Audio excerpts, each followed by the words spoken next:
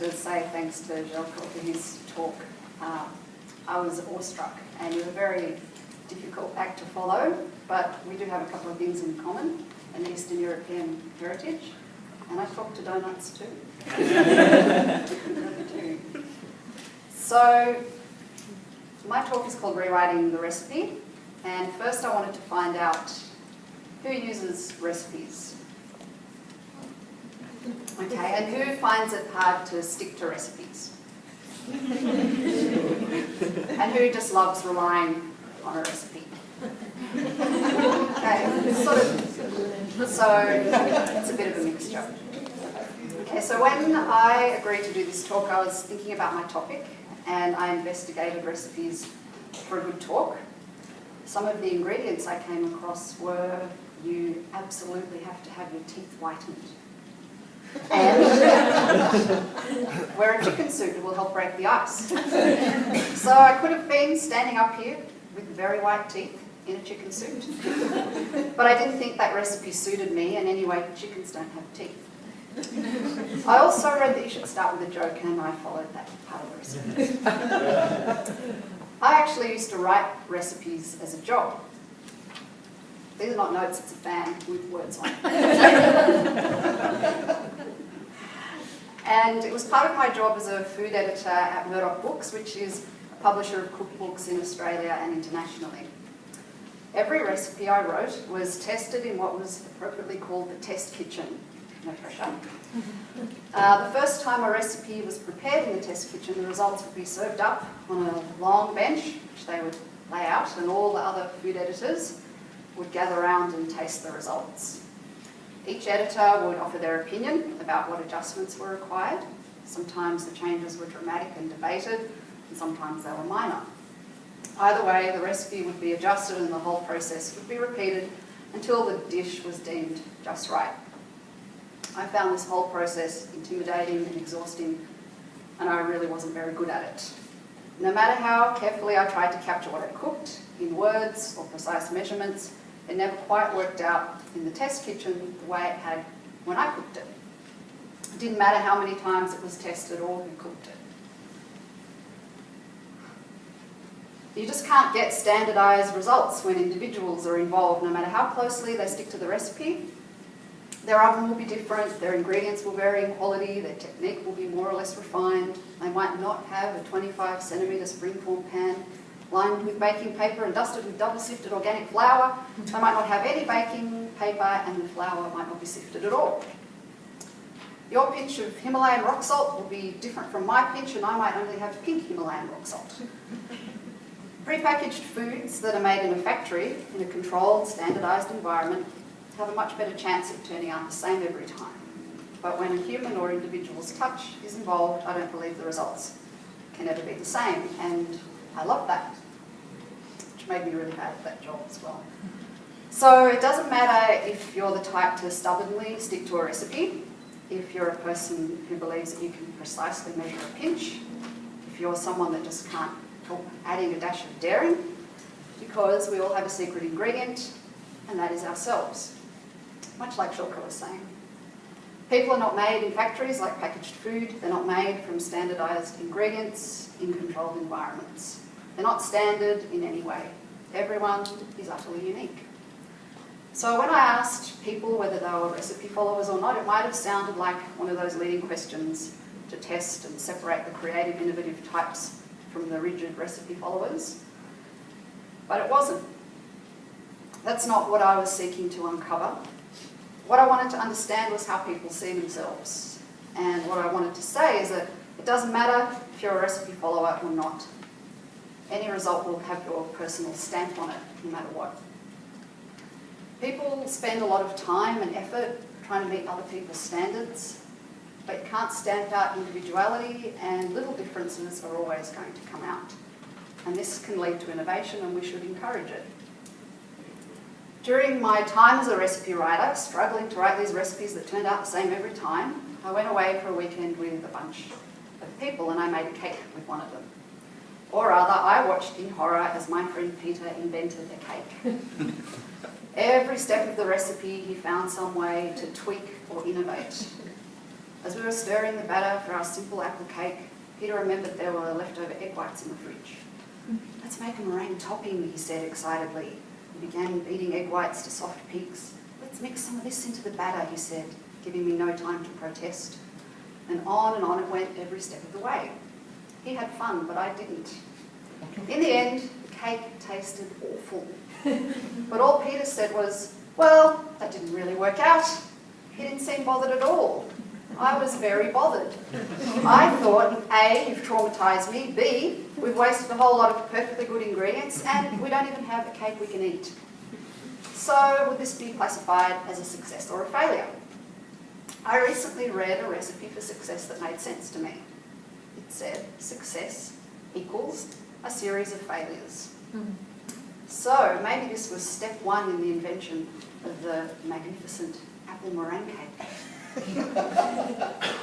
Ken Robinson, who's an educator and whose talk you might see today, and also it's the most popular TED talk ever, he says, if you're not prepared to be wrong, you'll never do anything original. Not following the recipe means you need to be prepared to be wrong.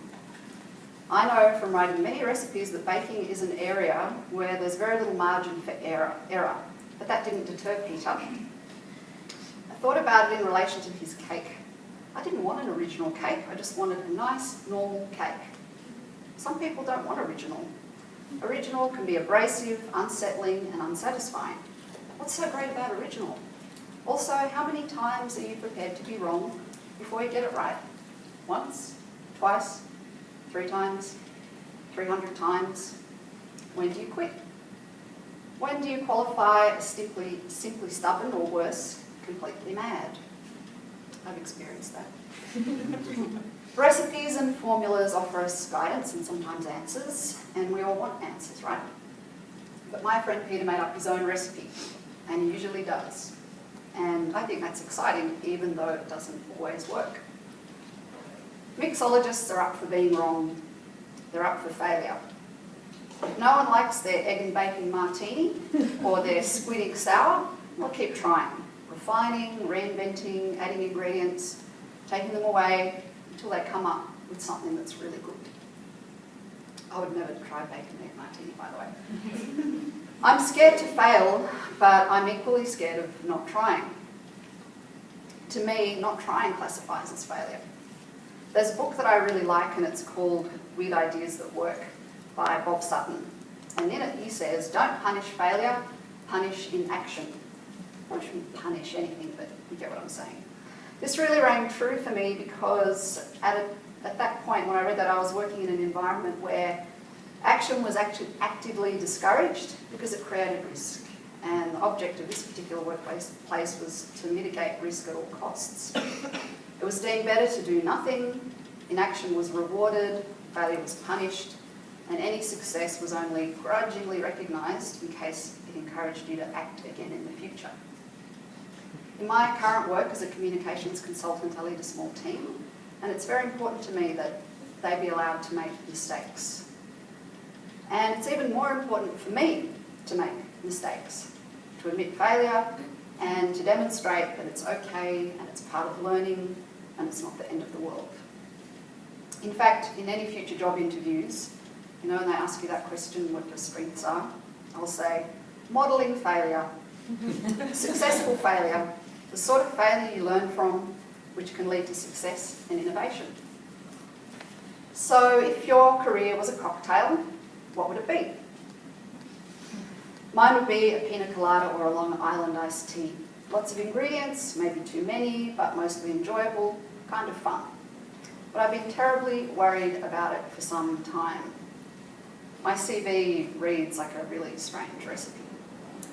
So I booked a session with a career coach. Her name's Melita Smilovic. I don't know if you've heard of her. She writes a career blog which I'm addicted to. She's founded 3 startups, and her career advice runs in more than 200 newspapers in the US. You can book a session by phone. She says on her website that amongst the many things she can help you do is rewrite your resume so you look like a star. So I booked a session, and because I read Penelope's blog regularly, I knew that she would be very honest very direct and possibly brutal with me. So I called her for my appointment and her first words were, "Your resume is terrible. It's awful. A complete disaster," she said. Great way to start. She said to refocus her resume, she usually recommends taking stuff out, so editing. So I told her that's what I'd always done, edited things out to make myself look more focused and single-minded. I took out things that I worried made me look like a dilettante rather than a professional. I removed that I'd co-written teenage romances which were sold in 6 countries. They were feminist teenage romances, I need to mention. That I'd worked on film sets and that I was a journalist for a luxury kitchen magazine. Fortunately, that's far behind me. But then I gradually started putting some of these things back in. The unusual or unexpected ingredients that make me who I am.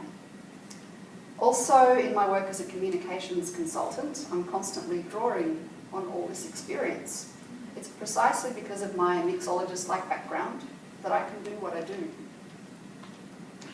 And I believe I work best when I don't quite know what I'm doing, which is one of the reasons I agreed to do this talk. Thank you. And I also engaged Penelope because I wanted to ask my employer for permission to take extended leave for 6 months to travel with my family, as Craig mentioned. A sabbatical, I guess you'd call it, although I haven't been there for 7 years, so which is when you're supposed to get your sabbatical. I was worried about doing this and I wanted some advice from Penelope. And she said, "Melita, your whole life is a sabbatical." She's very firm, but I needed that. I thought this was funny and she was glad that I wasn't insulted. Actually, I was pleased to hear it because to me a sabbatical is about growth and reflection, and I want my work to be about that and I want my life to be about that. Just because I have lots of different jobs and have had lots of different jobs doesn't mean that I don't work hard and apply myself. And sometimes this is the impression that people can get from a resume like mine. But what I want to do at the moment is see the world and what's in it, and I'll bring all that experience and knowledge to everything I do, including my professional life. And at that point in the conversation where I left you, what Penelope was saying, she read my CV again and she said, "I can see why you put things back in that you left out before. You just want to be you." That's what this CV says to me. And she was absolutely right. That was exactly why I did it, and I just hadn't realised it until she pointed it out to me. So at 42, I've decided I just want to be me. I'm not going to edit anymore. She also said to me, "I can see that you always get work. You don't have trouble getting work, is that right?" And I said, "Yes, that's right." So she said, "Well, there's nothing wrong with your CV. Your CV is unusual, but it's like that for a reason and it hasn't stopped you from getting work." And she added, "And you don't need another coaching session. In fact, you are uncoachable because you're going to do whatever you want anyway. That's okay for you." She said she'd never called anyone uncoachable before and she hoped that I wasn't insulted. I wasn't insulted. I was very happy with my session and I learned a lot about myself.